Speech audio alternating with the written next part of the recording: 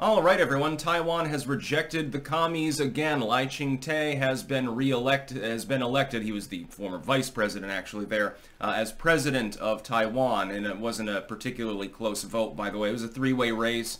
The ruling party, the DPP, there. It's called the Democratic Progressive Party, but it's not progressive in the sense that we use it in the United States, so don't let that mislead you. It's not like a leftoid party. It's effectively the party of national sovereignty, and that's one of the biggest political issues in Taiwan. Some Taiwanese support continuing the current trajectory, and that's what this party represents, of asserting absolute sovereignty, saying, no, Taiwan is a separate nation, there's not going to be reunification, and if China keeps, bloviating about the issue, we're just going to sort of shut them out. We're doing the Western thing.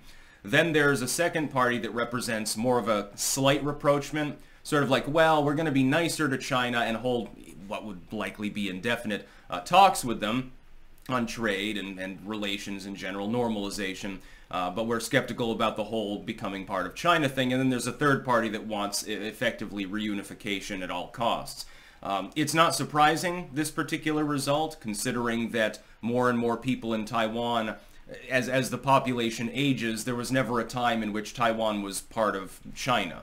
And of course, China, as far as a communist entity, has never actually controlled Taiwan. The government in exile which had been running China fled to Taiwan in order to not be purged by the communists that had taken over much of the mainland at the time, and they established effectively a formally sovereign separate state. And this was guaranteed by Western powers, which said to the communists, we recognize that government, leave them alone, or we'll invade you, we'll attack you.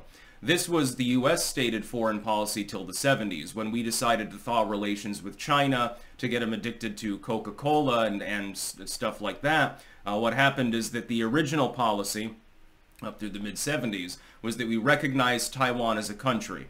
We did not recognize China in that formal sense. We then switched, and we iterated the one China policy, which is there is only one China. We recognize Beijing because we want to trade with them mainly. And Taiwan became a sovereign entity, but not an actual recognized nation. I believe that it's time that the United States return to recognizing Taiwanese sovereignty. China will throw a bitch fit about this. They will make all sorts of threats. They'll place embargoes. They'll do the flying the planes perilously close to your airspace thing. But in the end, their economy is inseparable from the U.S. economy, and it would collapse their economy if they were to do anything significant over the issue. We should return to in fact, we should just adopt a two-state policy and say, okay, Beijing runs China, but Taiwan's not part of China. Yeah, it'll anger the commies. Who cares? Yeah, okay, there might be a trade war or something. Donald Trump has already shown that you can effectively wage one on China, and they are capable of being backed down. But there's no will right now in D.C. to do that, now is there? That should be the stated policy. The other stated policy is that the United States should begin lobbying Taiwan to adopt something similar to our Second Amendment, actually. If you have a population of over 20 million people who are heavily armed and well-trained, it's very, very difficult, I think, to imagine a scenario in which the Chinese authorities would think it was a good idea to invade. On top of Taiwan's already fairly beefy military. For a nation of its size and its population, Taiwan already has a top-notch military capability. Would it be enough to rebuff China? No, it wouldn't, actually. China would still take heavy casualties, you're talking several million dead soldiers, but they would ultimately be able to overrun Taiwan. Not if you also had an auxiliary militia with heavy weapons. They probably wouldn't bother to attempt it, because logistically speaking, trying to establish even a beachhead would be difficult. Under the current circumstances, it would be impossible to advance beyond it if there were a beefy militia. Again, if you had about 5-10 million guns pointed towards your men as they're trying to, expand off the beachhead, it's going to be a war by attrition. And wars by attrition are not easy to wage when you don't have land between the two countries. China fucked up and found out with Vietnam twice. They share a land border. They invaded them twice back in the Cold War era over mainly doctrinal differences in communism, believe it or not, and they lost both times. The Vietnamese slaughtered the fuck out of them.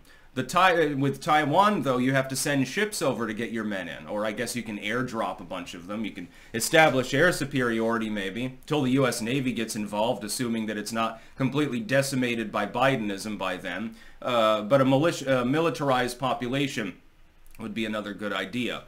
So congratulations to the people of Taiwan. I think that you chose correctly. China was threatening them and saying, well, don't you dare pull the lever for that particular party because we'll get really, really mad at you. The Taiwanese people shrugged and said, okay. You know, you've already embargoed a bunch of our goods anyway and tariffed the shit out of things, so unless you intend to invade us, I don't know what more you can possibly do. I think that the U.S. should also form a formal military alliance with them. I don't have any problem with that. Taiwan would probably be accepting of the offer, by the way. We should recognize them as a state and say, no, China got your mainland. You don't need Taiwan. You're just fine the way you are. We like the map the way that it looks, and this happens to be an allied nation, so, you know, hands off. That would work. Again, as long as you also martialize the population. The rejection of communism is thrilling, and it's a really good thing for the world, because think about it, you're Taiwanese.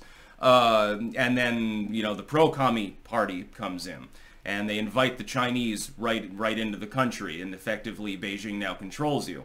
What you're going to end up with is millions of people dead or in gulags, because they are not used to living under that type of far-left authoritarian state-centric society.